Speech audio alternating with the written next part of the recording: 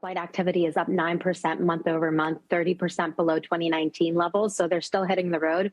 But what we're seeing as a lead indicator in terms of website traffic, that's down 8% month over month. So it's scaring people, and people are rerouting, like myself, from international travel to domestic.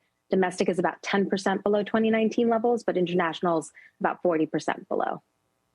So, one of the headlines just this morning, we were talking about it because we were planning to be there to cover it. The World Economic Forum canceling, or at least I should say rescheduling, its Davos meeting. That's now going to happen supposedly this spring or summer, early summer.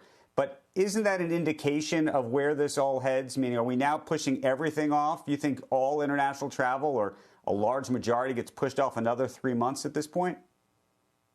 It makes it hard to travel internationally when, half your trip is spent quarantining or worrying about PCR tests when this virus is so infectious. Unfortunately, the bad news is when you look at Alpha and Delta, they took about 7 to 8 months to ripple through the world. In the US, it was 5 months. So still a long period of time. So some predictions are for Omicron to peak in January or February, but we would still be looking at a pretty rough few weeks, and international travel halted during that time. And that's the biggest recovery airlines are looking for. Have you changed your numbers, Sheila? In the past 2 weeks, have you changed any of your numbers?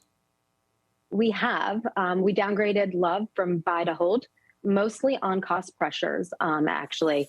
We think inflationary pressures persist for the airline, so that's why we downgraded the stock on higher costs related to wages, fuel, and also the fleet is already pretty efficient, so we don't think they could take additional costs out. And they're somewhat already at peak in terms of 2019 levels, while we think Delta still offers a transatlantic recovery, which will eventually happen, and a corporate recovery.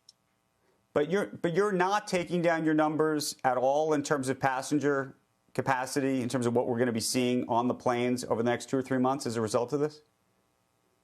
We had an improvement baked in from international being down about 45% in Q3 to down 30% in at the end of the year. So, those numbers won't change because the numbers aren't changing right now when we look at TSA throughput. But I think that recovery might be continued to be pushed out. So we changed our numbers on inflationary pressures at the moment, but we haven't slashed when we see Europe coming back or the Pacific coming back.